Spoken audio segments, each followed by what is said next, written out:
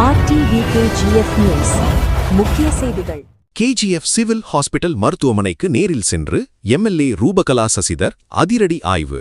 KGF மழைக்காலம் தொடங்குவதற்குள் மக்களின் பாதுகாப்பை உறுதி செய்ய வேண்டும் என்பதில் சமரசம் கிடையாது என MLA ரூபகலா சசிதர் மிக காட்டமாக தெரிவித்துள்ளார். சிவில் மருத்துவமனையின் சேதமடைந்த காம்பவுண்ட் சுற்றுச்சுவர் பகுதியை நேரில் பார்வையிட்ட அவர் அதிகாரிகளுக்கு போர்க்கால அடிப்படையில் நடவடிக்கை எடுக்க உத்தரவிட்டார்.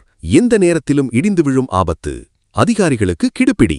மருத்துவமனை சுற்றுச்சுவர் இடிந்து விழும் நிலையில் இருப்பதை சுட்டிக்காட்டி பேசிய MLA, இந்த சுற்றுச்சுவர் முழுவதும் மண்ணால் நிரப்பப்பட்டு கட்டப்பட்டுள்ளது. மழை பெய்யும்போது அந்த இடைவெளிகள் வழியாக தண்ணீர் வெளியேறி பெரும் அழுத்தம் ஏற்பட்டு சுவர் எப்போது வேண்டுமானாலும் சரிந்து விழும் அபாயத்தில் உள்ளது. சஞ்சய் காந்தி வார்டு மற்றும் இந்த பகுதிக்கு இது ஒரு முக்கிய இணைப்பு சாலையாக இருப்பதால் மக்களின் நடமாட்டம் இங்கு அதிகம்.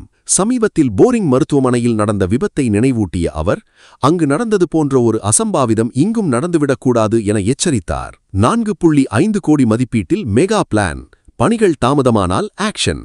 சுற்றுச்சுவர் மற்றும் உட்கட்டமைப்பு பணிகளுக்காக நிதி ஒதுக்கீடு செய்யப்பட்டுள்ளது குறித்து அவர் விளக்கியதாவது, ஒட்டுமொத்த நிதி சுகாதாரத்துறையின் மூலம் பல்வேறு பணிகளுக்காக மொத்தம் 6.5 கோடி ரூபாய் நிதி கிடைத்துள்ளது.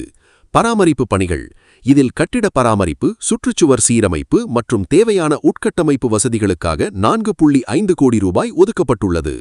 டெண்டர் அப்டேட், இந்த குறிப்பிட்ட சுற்றுச்சுவர் பணிக்காக மட்டும் 2 கோடி ரூபாய் மதிப்பீட்டில் டெண்டர் செயல்முறைகள் ஏற்கனவே முடிவடைந்துள்ளன. நாளை மறுநாளுக்குள் இதற்கான அதிகாரப்பூர்வ அனுமதிக் கடிதம் கைக்கு வந்துவிடும்.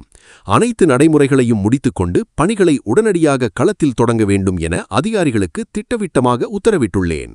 பிள்ளைகளை இங்கே விளையாட விடாதீர்கள் என பொதுமக்களுக்கு அவசர வேண்டுகோள். தற்போது கோடைக்கால விடுமுறை என்பதால் சிறுவர்கள் இந்த ஆபத்தான சுவருக்கு அருகில் விளையாடுவதை உடனடியாக தடுக்க வேண்டும் என MLA கோரிக்கை விடுத்துள்ளார். அவசர உத்தரவு, டெக்னிக்கல் டீம் மற்றும் சுகாதார அதிகாரிகள் இன்னும் 2-3 நாட்களில் நேரில் வந்து பணிகளை தொடங்குவார்கள். அதுவரை இந்த சுவருக்கு அருகில் யாரும் அமரவோ பிள்ளைகள் விளையாடவோ அனுமதிக்கக்கூடாது.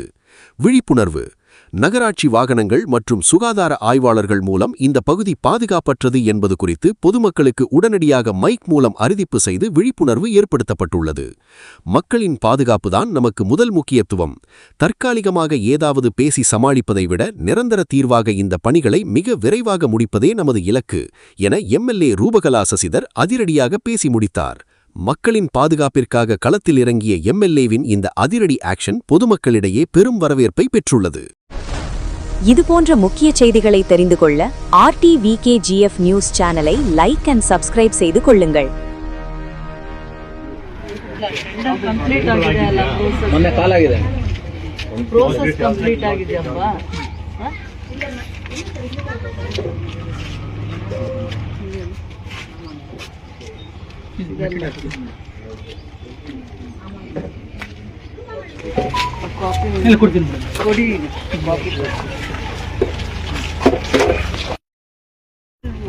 ತುಂಬಾ ದಿನದಿಂದ ನಾವು ಇದರದ್ದು ಕಂಪ್ಲೇಂಟ್ ಬರ್ತಾ ಇದ್ದೆ.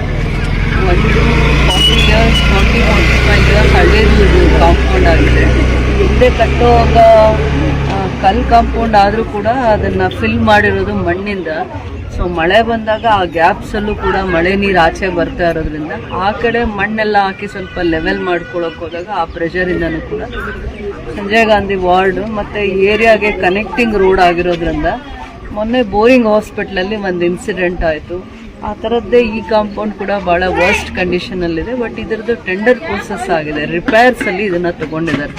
ಟೋಟಲ್ 4.5 ಕ್ರೋರ್ಸಲ್ಲಿ ಬಿಲ್ಡಿಂಗ್ ರಿಪೇರ್ಸಲ್ಲಿ, ಕಾಂಪೌಂಡ್ ರಿಪೇರ್ಸು ಮತ್ತು ಇನ್ನೇನು ಇನ್ಫ್ರಾಸ್ಟ್ರಕ್ಚರ್ಸ್ ಬೇಕು ಅನ್ನೋವಂಥದ್ರಲ್ಲಿ ಇದು ಒಂದು 200 lakhs ಟೆಂಡರಲ್ಲಿ ಇದು ಕೆಲಸನೂ ಇದೆ. ಇನ್ನೂ LOV ಕೊಟ್ಟಿಲ್ಲ, ಅದರಿಂದ ನಾಳೆ ಕೊಡ್ತಾ ಇದ್ದೀವಿ ಅಂತ ಹೇಳ್ತಾ ಇದ್ದಾರೆ. ಅವರು ನಾಳೆ ನಾಡಿದ್ದೆಲ್ಲ ಪ್ರೋಸೆಸ್ ಮಾಡಿಕೊಂಡ್ರು ಈ ಕೆಲಸ ಬೇಗ ತಗೋಬೇಕು ಅಂತ ಅಂದ್ಬಿಟ್ಟು ನಾವು ಹೇಳಿದ್ದೀವಿ. ಈಗ ಆಲ್ಮೋಸ್ಟ್ ನಮಗೆ 6.5 ಕ್ರೋರ್ಸ್ದು ಹೆಲ್ತ್ ಡಿಪಾರ್ಟ್ಮೆಂಟಿಂದ ಕೆಲಸ ಆಗ್ತಾ ಇದೆ. ಅದು ಬೇರೆ ಬೇರೆ ಇದರಿಂದನೂ ಕೂಡ, ಎಸ್ಪೆಷಲಿ ರಿಪೇರ್ಸು, ಕಾಂಪೌಂಡ್ ವರ್ಕ್ ಅಂತ ಬಂದಾಗ ಈ ಕೆಲಸನ ನಾವು ಇನಿಷಿಯೇಟಿವ್ ತೊಗೊಂಡಿದ್ದೀವಿ. ಇದಕ್ಕೆ ಪ್ರೊಸೀಜರ್ಸ್ ಆಗಿದ್ರೆ ಸಾಕು, ಕೆಲಸ ಆಗಬೇಕು ಅಂತ ಹೇಳಿದ್ದೀವಿ ನಾವು. ಹಿಂದಿದೆ ಇದು ಕಾಂಪೌಂಡ್ ವಾಲು. ಈ ಏರಿಯಾ ಮಕ್ಕಳಿರ್ಬೋದು ಮತ್ತು ಇಲ್ಲಿನ ಸಂಜಯ್ ಗಾಂಧಿ ವಾರ್ಡ್ ಅವರು ಈ ಜಾಗದಲ್ಲಿ ಇದರ ಹತ್ರ ಏನು ಓಡಾಡುವಂತ ಮಾಡಬಾರ್ದು. ಸೊ ಇನ್ನೊಂದು 2-3 ಡೇಸಲ್ಲಿ ಹೆಲ್ತ್ ಡಿಪಾರ್ಟ್ಮೆಂಟ್ ಅವರು ಮತ್ತೆ ಟೆಕ್ನಿಕಲ್ ಸೆಕ್ಷನ್ ಅದೇ, ಅವರು ಇಲ್ಲಿ ಖುದ್ದಾಗಿ ಬಂದು ಯಾರಿಗೆ ಕೆಲಸ ಆಗಿದೆ ಅವ್ರಿಗೆ ಇನಿಷಿಯೇಟಿವ್ ಮಾಡಿ ಈ ಕೆಲಸ ತಗೋತಾರೆ, ಈ ಕಡೆಯಿಂದಾನು ಕೆಲಸ ತಗೋತಾರೆ. ಬಟ್ ಇಷ್ಟು ವರ್ಸ್ಟ್ ಇದ್ದಾಗ ಮಳೆನೂ ಬಂದು ಈ ಗೋಡೆ ವಾಲ್ ಎಲ್ಲ ನಂದಿರುವಂಥ ಟೈಮಲ್ಲಿ ಮಕ್ಕಳು ಈಗೆಲ್ಲ ಸಮ್ಮರ್ ವೆಕೇಶನ್ ಇರೋದ್ರಿಂದ ಈ ಜಾಗದಲ್ಲಿ ಆಟ ಆಡೋದಕ್ಕೆ ಬಿಡಬಾರ್ದು ಅಂತಂದ್ಬಿಟ್ಟು ಇಲ್ಲಿನ ಪಬ್ಲಿಕ್ಗೆ ಎಜುಕೇಟ್ ಮಾಡಬೇಕು. ಅದರಿಂದ ನಾನು ಕೌನ್ಸಿಲರ್ ಏನು ಕೋದಂಡ ಅವರಿದ್ರು ಅವ್ರಿಗೂ ಕರೆಸಿದ್ದೀನಿ ನಾನು. ಅದಾದಮೇಲೆ ನಾನು ಕಮಿಷನರ್ಗೆ ಈ ಜಾಗದಲ್ಲಿ ಅದೊಂದು ಇನಿಷಿಯೇಟಿವ್ ತಗೊಂಡು ಅವ್ರಿಗೆ ಮಾಹಿತಿ ಕೊಡಬೇಕು ಅಂತ ಹೇಳ್ತಾ ಇದ್ದೀನಿ. ಈ ಒಂದು ಏರಿಯಾ ಅನೌನ್ಸ್ ಮಾಡಲಿ ನಮ್ಮ ನಗರಸಭೆ ವೆಹಿಕಲ್ಸಿಂದ ಮತ್ತು ಅಥವಾ ಹೆಲ್ತ್ ಇನ್ಸ್ಪೆಕ್ಟರ್ಸ್ಗೆ ಅದರದ್ದು ಒಂದು ಹೆಚ್ಚಿನ ಮಾಹಿತಿ ಕೊಟ್ಬಿಟ್ಟು ಇದೊಂದು ಏರಿಯಾ ಸ್ವಲ್ಪ ಅಷ್ಟು ಓಡಾಡಲಿಕ್ಕೆ ಯೋಗ್ಯವಾಗಿಲ್ಲ ಅಂತ ಅಂದ್ಬಿಟ್ಟು ಏನಾದರೂ ಬೇರೆ ಟೆಂಪರವರಿ ಏನಾದರೂ ಮಾಡಿ ಮಾತಾಡೋದಕ್ಕಿಂತ ಈ ಜಾಗನ ಅವರು ಓಡಾಡದೇನೋ ಏನಾದರೂ ಮಾಡೋ ಥರ ಮಾಡಿಬಿಟ್ಟು. ಇವಾಗಲೇ ನೆಂದು ಕೂಡ ಮಳೆಯಿಂದ ಇದು ಇನ್ನೂ ವರ್ಸ್ಟ್ ಕಂಡೀಷನ್ಗೆ ಬಂದಿದೆ. ಅದು ಕೂಡ ಸ್ಕೂಲ್ ಹೋರಂಗ್ ಇವೆಲ್ಲ ಇದಿರ್ತದೆ ಬಸಂತ இந்த சைடுல வேண்டாம், இந்த சைடுல வேண்டாம். பசங்க நிறைய இருக்கிறாங்க, நிறைய குட்டி குட்டி பசங்க. சரி, ஒரே ஒரு நாள் அப்படி பார்த்துக்கோங்க. நாளிலிருந்த வேலை பண்ணுறாங்க.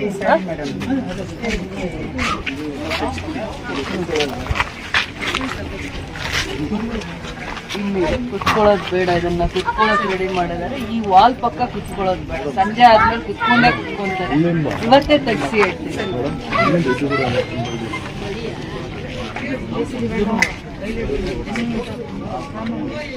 ಮೀಟರ್ಸ್ ಬರುತ್ತೆ ಅಂತ ನೋಡ್ಕೊಂಡು ಎಲ್ಲ ತೆಗಿಬೇಕು. ಇಲ್ಲಿವರೆಗೂ ಡ್ಯಾಮೇಜ್ ಇದೆ, ಅಲ್ಲಿಂದ